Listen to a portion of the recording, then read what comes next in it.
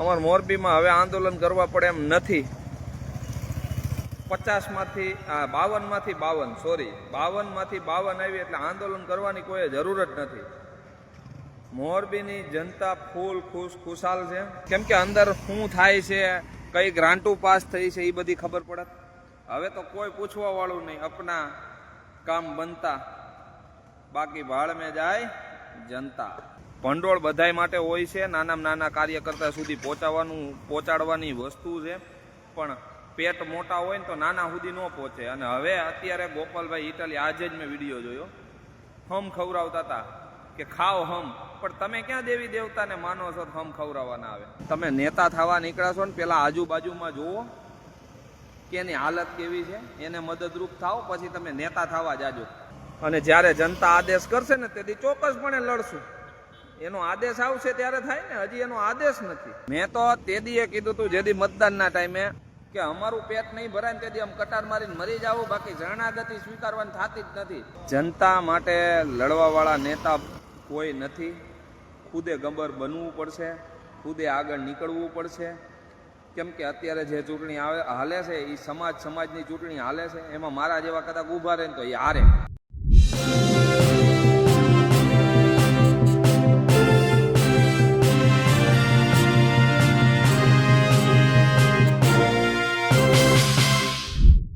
એક સમયે રાજુ કરપડાના સમર્થકોની સંખ્યા ખૂબ વધારે હતી, જેમાં આમ આદમી પાર્ટીથી નારાજ થઈને અલગ થયેલા નેતાઓની એક લાંબી લિસ્ટ હતી। એમાંથી એક છે હિતુભા રાઠોડ। હિતુભા રાઠોડ રાજુ કરપડાના તો સમર્થક દેખાય છે, પણ તેઓ આમ આદમી પાર્ટીના વિરોધી પણ દેખાય છે। પણ હવે જ્યારે પરિણામો આવી ગયા છે ત્યારે હિતુભા રાઠોડ પણ હવે ભાજપથી લઈને તમામ પાર્ટીઓના અથવા જે પાર્ટીઓ જીતી છે તેના વિરોધી દેખાઈ રહ્યા છે, અને તેઓ સુફિયાણી વાતો કરતા દેખાઈ રહ્યા છે। કોઈ પર જે પોલિટિશિયનો ઉપર જે છે કામની વાતો કરવાની વાત કરતા દેખાઈ રહ્યા છે। શું કરવું જોઈએ અને શું ન કરવું જોઈએ તેની શિખામણ પણ આપતા દેખાઈ રહ્યા છે।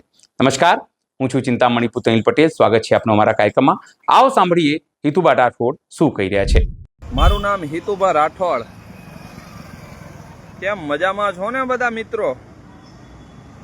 આજ વાત કરવી છે, આજ 2-3 ફોન આવ્યા અને અમુક એમ કહેતા હતા પોસ્ટ કાઢી નાખો।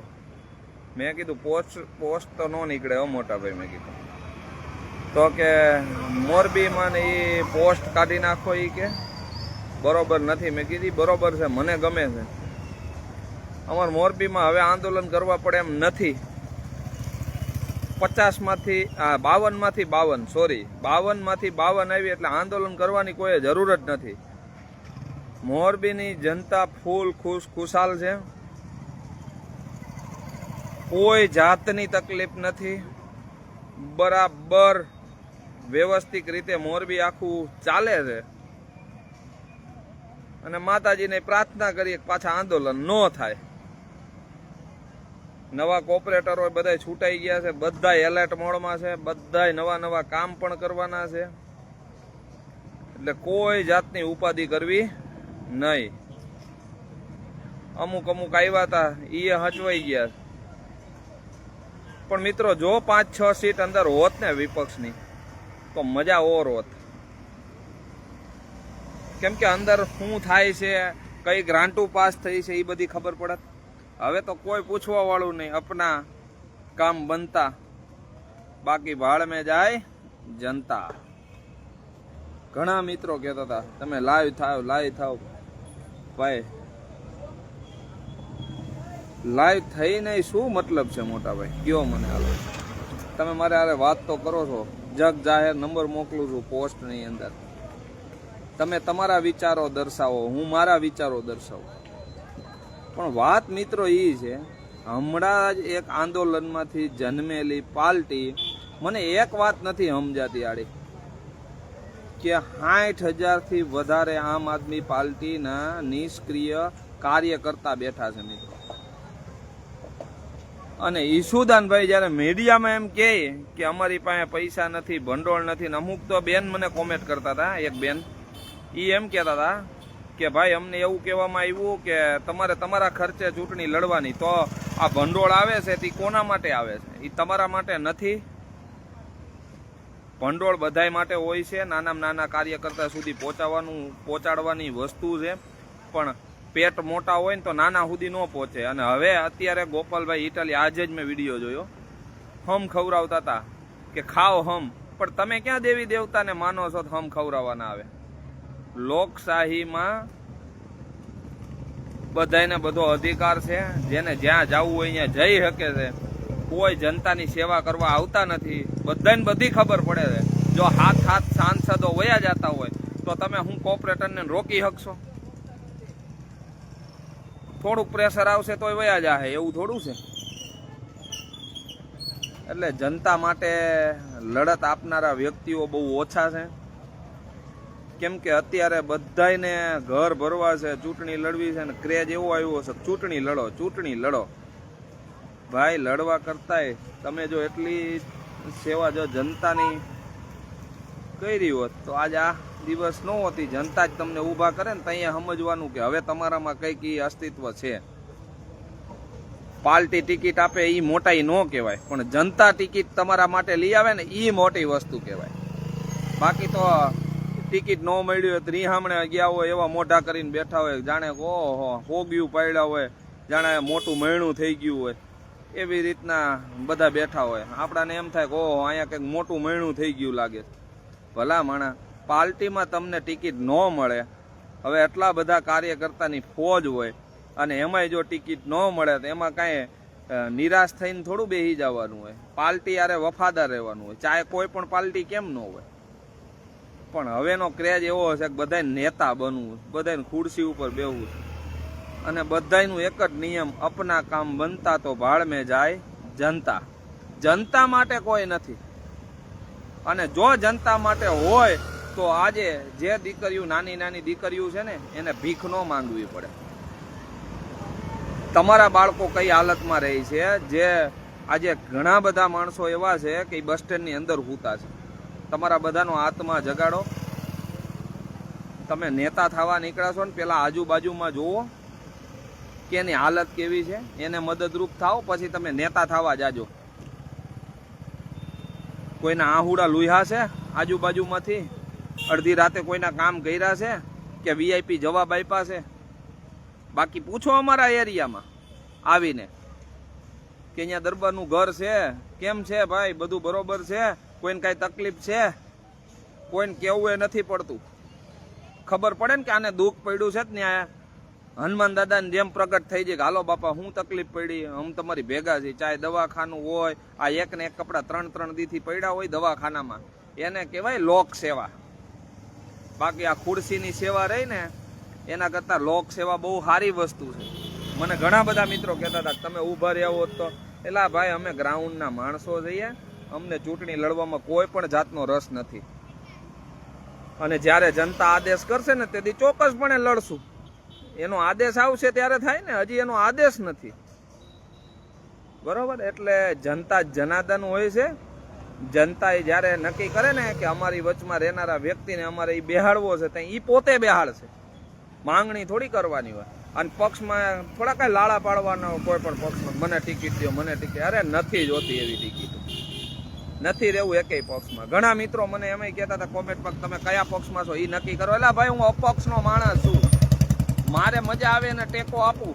મને મજા આવે કે આ માણસ સારો છે તો એને ટેકો આપવાનો. પછી ભાજપનો હોય તો ભલે, કોંગ્રેસનો હોય તો ભલે, આમ આદમી પાર્ટીનો હોય તો ભલે, પણ એનામાં એવા ગુણ તો હોવા જોઈએ ને કે એ સેવા કરી શકશે જનતાની કે નહીં. અમારે તો એવું કરવું છે મોરબીની અંદર કે રાજસ્થાનમાં કેમ 5-5 વર્ષે ઘા કરે, આ વખતે આને ટેકો આપ્યો, હાલ ફેર ઓલાને આપવાનો, જગ જાહેર આપવાનો. એ ક્યાં કાંઈ આપણા માસીએ ભાઈ છે કે, અને એવા કામ કરીને ક્યાં તૂટી પડવાના? અમારે ક્યાં 2 નંબરના ધંધા કરવા છે, તમારે એવી જરૂરિયાત પડે? મેં તો તેદીએ કીધું તું જેદી મતદાનના ટાઈમે કે અમારું પેટ નહીં ભરાય ને તેથી આમ કટાર મારીને મરી જાવું, બાકી શરણાગતિ સ્વીકારવાની થતી જ નથી. આ વેચાણીઓ માલ નથી બધાય ખરીદી કરી શકે. બરોબર? વેચાણીઓ માલ બધાય બજારમાં રખડે છે. થોડીક ભી મારશો ને તોય આવી જાય. અહીંયા તો 7-7 કલાક બેઠા ને મિત્રો, તોય ડગ નથી દીધી. અને જ્યાં જ્યાં આંદોલન કર્યા ને ત્યાં દિલથી જ કર્યા. કોઈની બીક નહીં, કોઈના બાપની બીક નહીં. બરાબર? અને મજા આવે ને જનતા કે એટલે નીકળીએ જવાનું, રોડ ઉપર બેસીએ જવાનું, જેને જે કરવું હોય કરી લે. લોકશાહીમાં બધાને બધાનો અધિકાર છે, પણ આજે લોકશાહી નહીં તાનાશાહી હાલે છે. હજી અમુક મિત્રો એમ કહેતા હતા કે હિતુભા તમે પક્ષ પકડી લ્યો. મેં કીધું કયા પક્ષમાં જવાય એવું છે એ તો કયો મને. એવો કયો સારો પક્ષ છે કે અહીંયા લોકોની સેવા થતી હોય? એના કરતાં ગ્રાઉન્ડમાં મજા છે. જે ગ્રાઉન્ડના કામ કરે છે ને એ જ જીતે છે, એ જ જીતે છે. જેની પાસે ગ્રાઉન્ડ નથી ને એની પાસે કોઈ વસ્તુ નથી મિત્રો. અને ગ્રાઉન્ડ સારી રીતે મજબૂત રાખતા મને આવડે છે. અમુક પાર્ટી અમારા બે ભાગે કરાવવાની કોશિશ કરી છે, પણ એનાથી કાંઈ ફેર નથી પડતો. એ તો જેને પીળું દેખાય, જેને કમળો હોય ને એને પીળું દેખાય, એ ઘડીક પૂરતું દેખાય, પણ જ્યારે એને સમજાય ને ત્યારે પાછા મારા ભેગા આવશે. બરોબર? અહીંયા સતાના મનાના એવું ન હોય. સાચો માણસ હોય ને તમને એમ લાગે કે મદદ કરવાની છે હિતુભાને, તો આવવાનું બજારમાં. નકર ક્યાં કાંઈ જરૂર છે? અહીંયા તો ઈ ભલે ને બધા હોય તો હોય બિચારા હો, અને આપણે એકેય હજારા. બરોબર?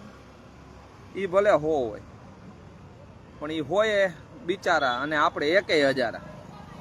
બરોબર? આપણે સાચા હોય ને તો કોઈથી બીવાનું નહીં. બરોબર? અને શરણાગતિ ખોટી રીતના સ્વીકારવાની નહીં, ચાહે ગમે હોય ને. જેને જ્યાં ખીલા ધરબવા હોય ત્યાં ધરબી દે. હજી અમે ન્યા જ છે. વાહાય મજબૂત છે ને કલેજાય મજબૂત છે ને જ્યાં જેને જે કરવું હોય કરી લે. અહીંયા તો મજા આવે. આજની તારીખે દારૂ નથી વેચાતો. આજની તારીખે આ બધા આંદોલન કરવા નીકળે છે ને તો એવા ગ્રાઉન્ડ બનાવો ને કે અહીંયા વેચવા વાળાને એકવાર તો તકલીફ પડવી જોઈએ, ખબર પડે કેમ વેચાય છે.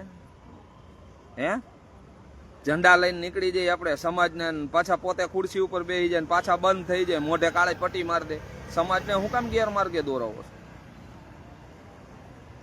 બાકી જણનારીમાં જોર ન હોય ને તો હુયાણી ગમે એટલી રાયડું પાડે ને તો એ બાળકનો જન્મ ન થાય.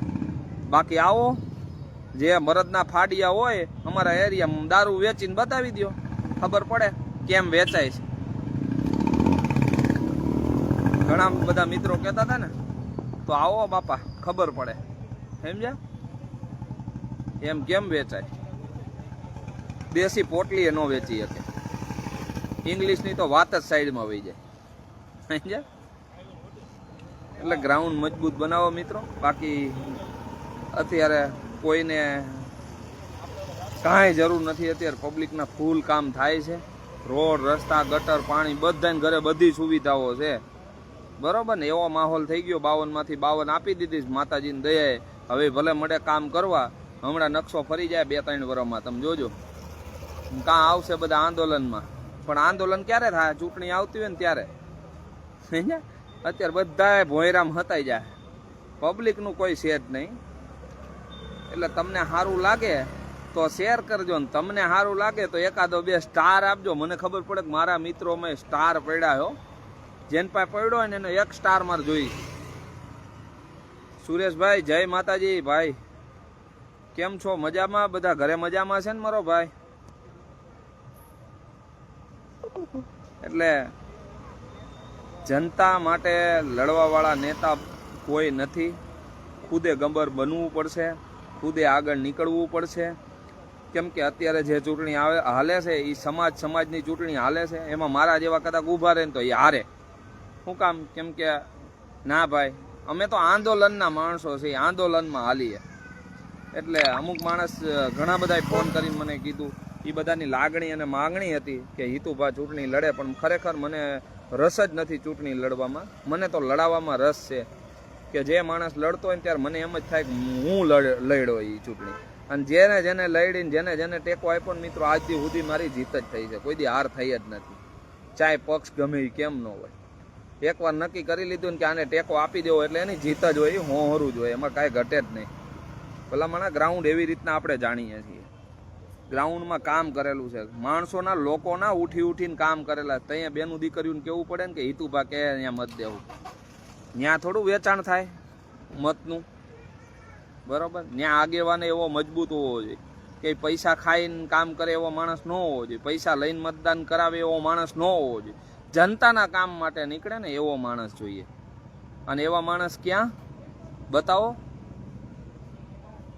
એટલે મારી બધાય ગુજરાતના તમામ મિત્રોને હું અપીલ કરું છું કે મારો વિડીયો વધારેમાં વધારે શેર કરજો, લોકો સુધી પહોંચાડજો, અને તમને સારું લાગે કે ખરેખર આ વાત સત્ય છે તો જ ફોરવર્ડ કરજો, નકર તમ તારે ડિલીટ કરજો. કેમ કે મને ખબર છે કે મારા એકથી કાંઈ પરિવર્તન નથી આવવાનું, પણ લડતો રહીશ અને માથે કફન બાંધેલું છે. જ્યારે જ્યાં જરૂર પડે ત્યારે અમારા બાપ દાદાએ ગાયું વાહે બેનું દીકરીઓ વાહે માથા દીધા છે, તો કદાચ છે ને હજી ઈ જ લોહી આમાં દોડે છે ને જ્યાં મારા 18 વર્ષને જ્યારે જરૂર પડે ને ત્યારે હિતુભા ઉગાડા પગે ઊભા છે. બરોબર? એટલે તમામ મિત્રોને ખાસ હજી મીડિયાના માધ્યમથી કહું છું કે જે માણસ જે પણ પક્ષમાં હોય તે કોઈ યારે ખોટી મગજમારી કરવી નહીં. આપણે ચૂંટણી આવશે ને આવતી રહે ને વહી જાય, મતભેદ હોય મનભેદ કોઈ યારે ન રાખવા, આ નમ્ર હું અપીલ કરું છું. હિતુભા રાઠોડની વાત સાંભળીને આપને શું લાગે છે જરૂરથી અમારા કોમેન્ટ બોક્સમાં કોમેન્ટ કરજો. એ સિવાય અમારી યુટ્યુબ ચેનલ લાઈક કરો, સબસ્ક્રાઇબ કરો, બેલ આઇકન દબાવો. સાથે અમારી વેબસાઇટ છે www.gujaratplus.in, ત્યાં પણ જઈને તમે વધુ અપડેટ થઈ શકો છો. અત્યારે માટે બસ આટલું જ. નમસ્કાર.